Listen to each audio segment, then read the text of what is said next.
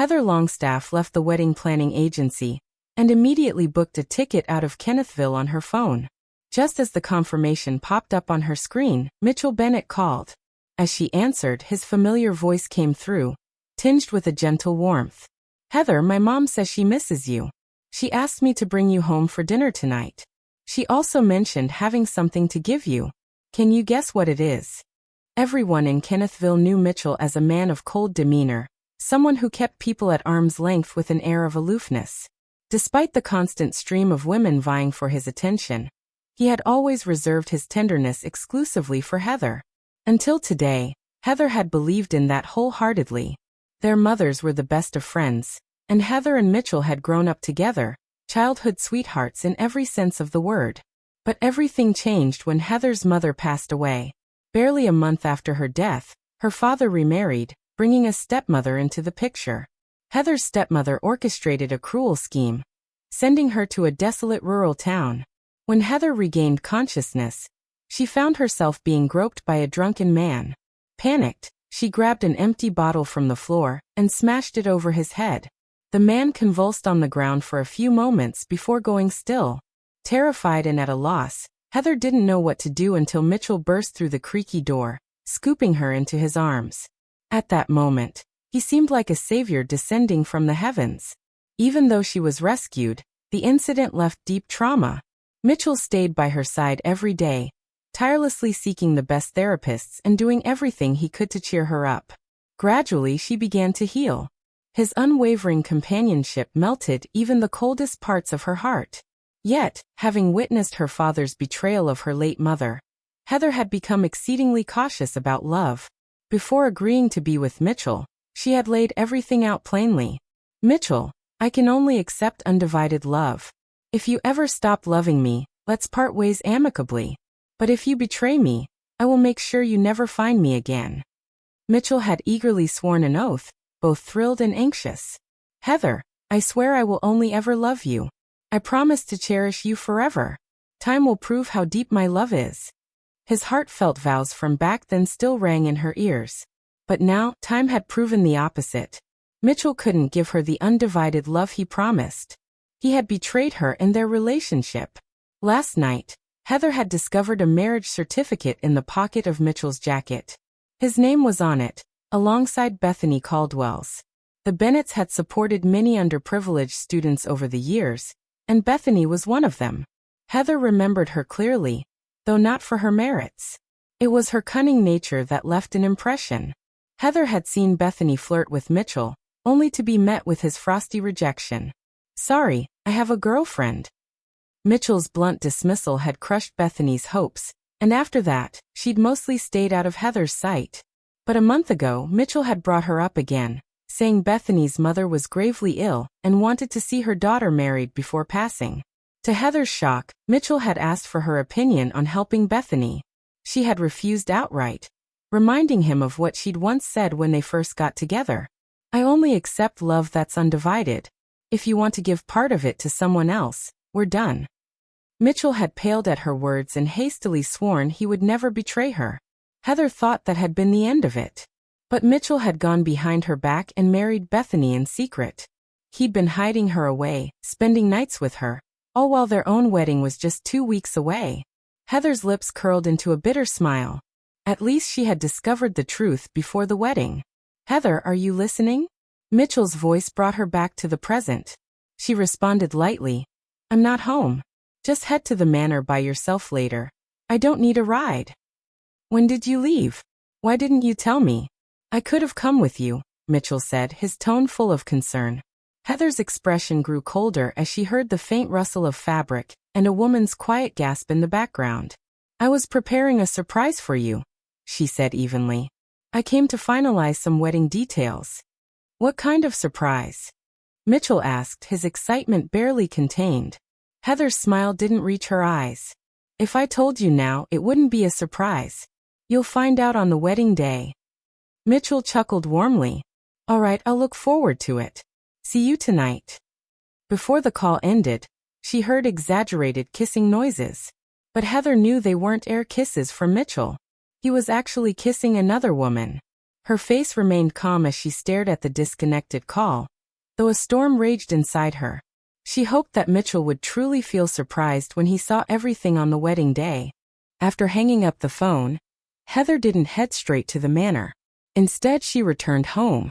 The 1,000-square-foot apartment, meticulously decorated over the years by her and Mitchell, exuded warmth and comfort rather than feeling cavernous. She had once believed this place would always be their home, a sanctuary for them both. But after discovering Mitchell's betrayal last night, it was clear it no longer held that meaning. The diamond rings meant to be exchanged on their wedding day in 2 weeks had already been delivered into her hands. These matching rings were something Heather had watched Mitchell design, stroke by careful stroke. She remembered how Mitchell had held her close as he eagerly explained the design. "These rings have hidden grooves," he had said, his eyes full of hope. "When placed together they form a heart, symbolizing that we'll never be apart." Heather shook off the memory and, without hesitation, retrieved the rings before dialing a number. "Hello, I'd like to schedule a delivery." Since Bethany would be replacing her as the bride, these rings, with all their symbolic weight, should naturally go to her. After arranging for the rings to be delivered at 9 a.m. on the wedding day, Heather watched the courier leave with them. A faint sense of relief settled in her chest. The apartment was filled with countless memories of her love for Mitchell. Before leaving, she resolved to restore everything to the way it was before she had ever been there. When Heather arrived at the manor, the redness around her eyes had yet to fade. Vanessa Bennett, Mitchell's mother, noticed her red eyes as she walked in. Glancing behind her, Vanessa seemed puzzled when she didn't see Mitchell. "Why are you crying? Did Mitchell upset you?" Heather didn't know how to share her pain. No matter how kind Vanessa was to her, she would still choose her own son in the end. Forcing a smile, Heather adjusted her expression. "No, the wind outside was strong and it irritated my eyes."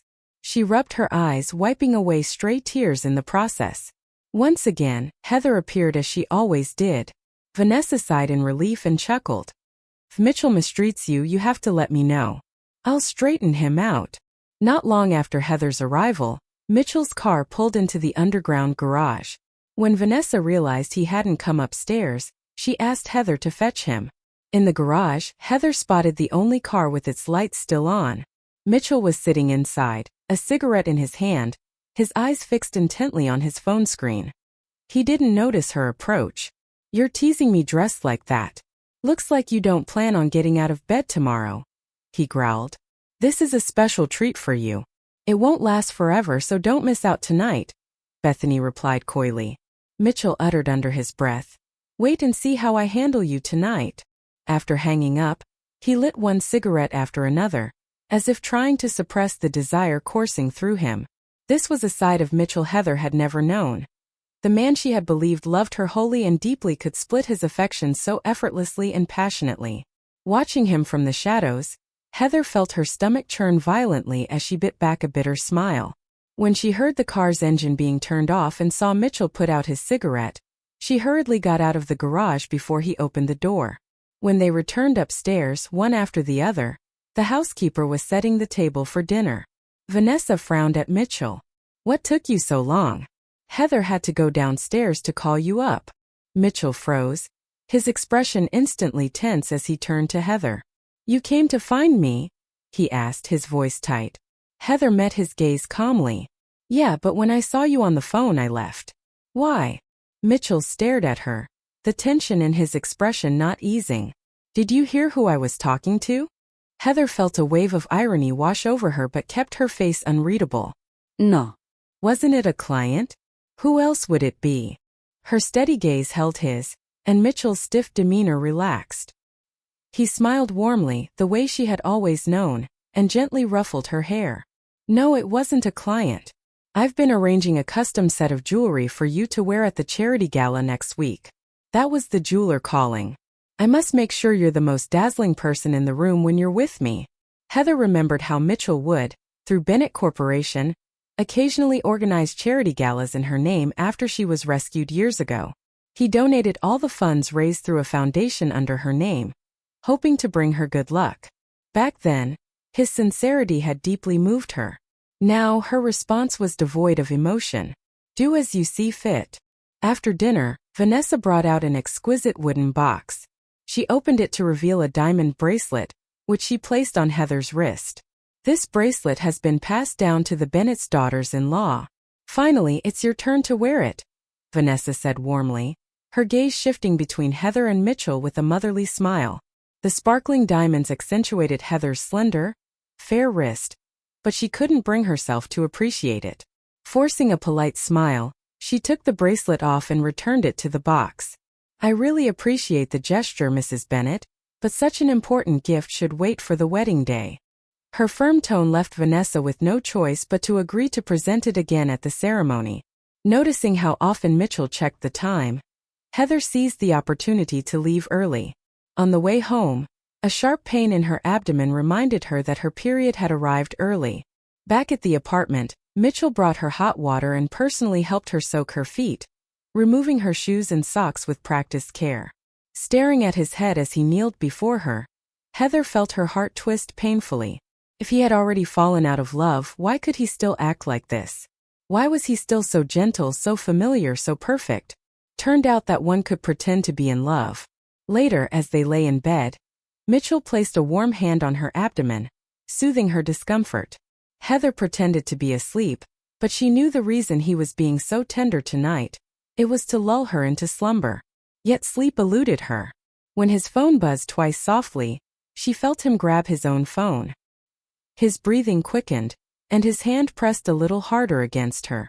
Satisfied when her breathing evened out, Mitchell crept out of bed, changed his clothes and hurried out the door. Standing by the window, Heather watched his car disappear into the night, her nails digging into her palms until the pain finally registered. The next morning, Heather woke to the sound of activity in the kitchen. Mitchell was back, bustling around with enthusiasm. As Heather stepped out of the bedroom, Mitchell glanced up and greeted her with a bright smile, his eyes crinkling with warmth. Come try the banana oat cookies I just learned to make. They say it's great for soothing cramps during your period. Heather froze momentarily, her gaze lingering on the scene before her. Then, she slowly made her way to the dining table and sat down. Her eyes searched Mitchell's face, probing for answers. Where did you go last night? She asked, her tone calm but pointed. Mitchell's cheerful expression faltered for a split second before he quickly looked away. Regaining his composure, he sat beside her, taking her hand in his own with a look of genuine concern.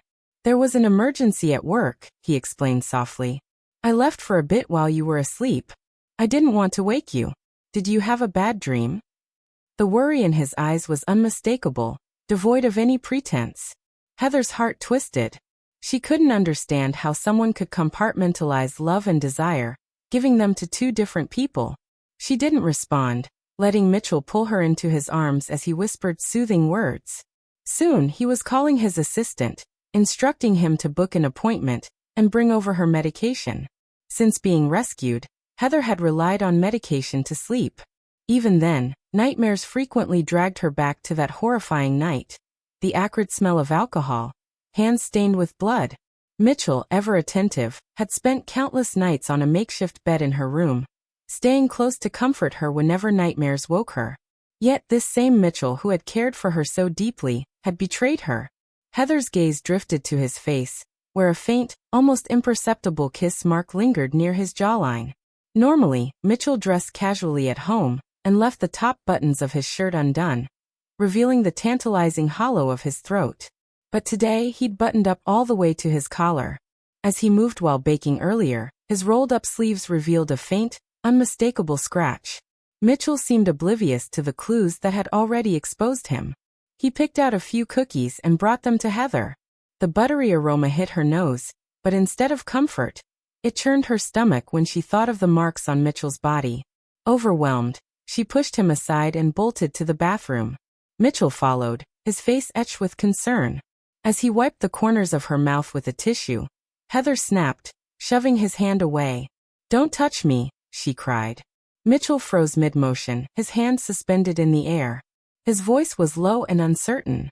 Heather, did I do something wrong? She steadied her breathing, forcing herself to calm down. No, I just read a novel that hit a little too close to home. I ended up projecting the character onto you. Relief washed over Mitchell's face.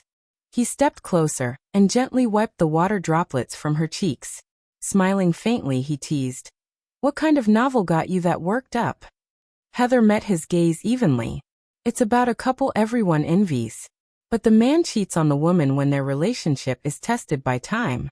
He wants to have both but ends up losing everything. Mitchell, would you ever be like him?" Mitchell's hand trembled slightly before he quickly steadied it. Pulling her into a tight embrace, he murmured, "Novels aren't real. No one could ever come between us. I'd never fall for someone else, Heather. You have to trust in my love for you." His words were resolute, though it was unclear whether he was trying to convince Heather or himself. Later, Mitchell took Heather to the hospital for a checkup. Noticing her low spirits, he stayed close to her side for the following days, refusing to leave her alone for even a moment. The charity gala arrived quickly. Mitchell took Heather to pick out a gown. She browsed disinterestedly until her gaze lingered on a dark, elegant dress. Noticing her interest, Mitchell's voice softened. "Do you like it? Try it on. If it suits you, I'll have them send it to the house."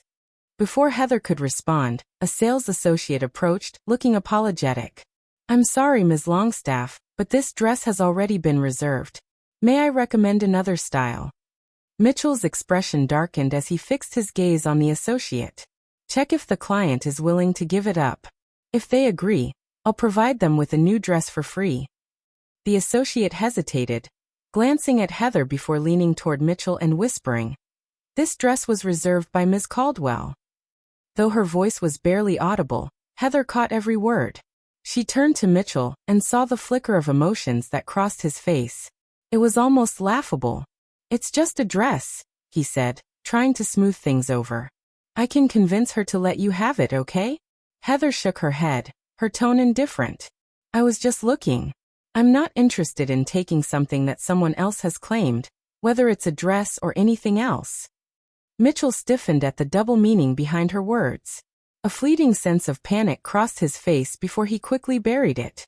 Heather walked on, seemingly determined to choose a different dress. Suppressing the unknown feeling inside him, Mitchell hurriedly caught up to her. Heather chose a different gown, a blue one Mitchell had suggested. While she was in the fitting room, her phone screen lit up with a notification. Countdown 7 days. Mitchell stared at the notification on the screen, unease creeping into his chest again. Just as he reached for Heather's phone to see what it was about, the dressing room curtain suddenly swished open, and Heather stepped out. The gown she wore complemented the gemstone jewelry Mitchell had chosen for her perfectly, adding an ethereal glow to her already stunning beauty. Mitchell forgot all about the countdown on her phone. His eyes lit up, transfixed by her. "Heather, I'm so lucky to have you."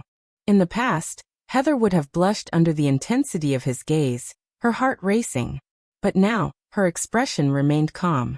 She avoided his gaze and felt no flicker of emotion in her chest. Mitchell leaned in to kiss her, but she subtly turned her head, sidestepping him.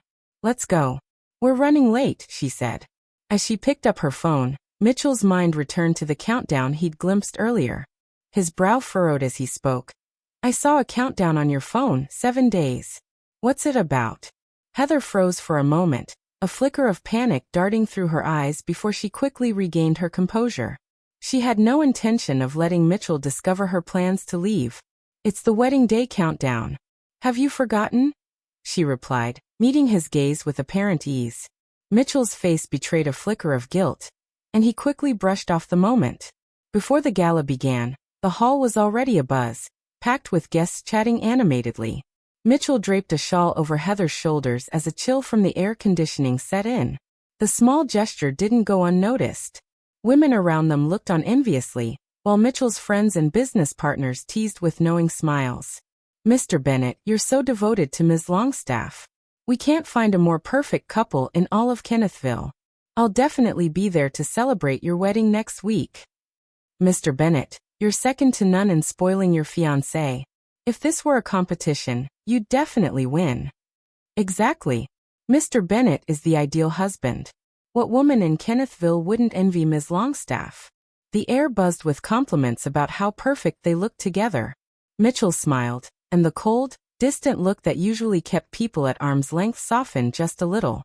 Even though he knew it was all a calculated attempt to win his favor, Mitchell still found it quite pleasing. He didn't turn anyone away, regardless of who came to greet him.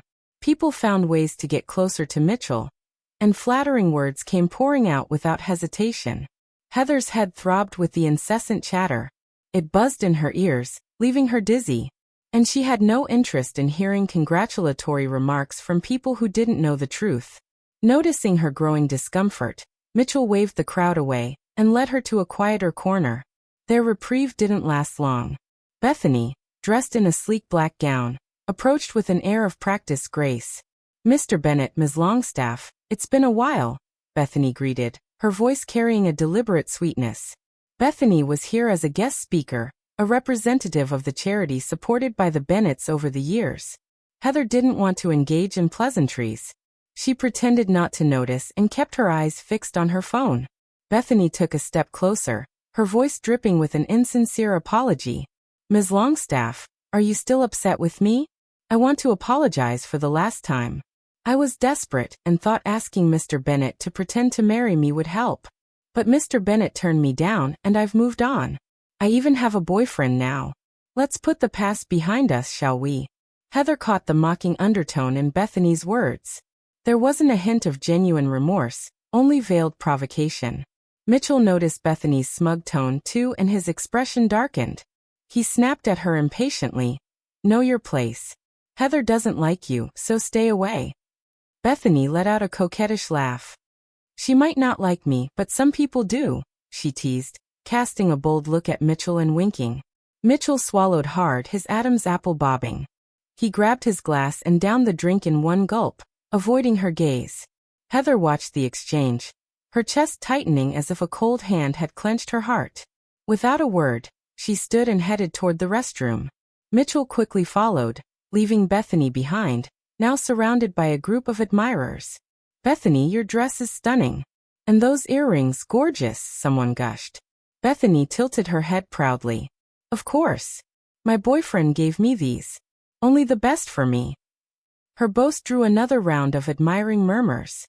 "Those earrings look like they're from the same set as Ms. Longstaff's jewelry. Maybe your boyfriend and Mr. Bennet bought them from the same store." Heather paused mid-step, her peripheral vision catching the glint of her diamond bracelet. She yanked it off and clenched it tightly in her fist, the stones digging into her palm until it hurt.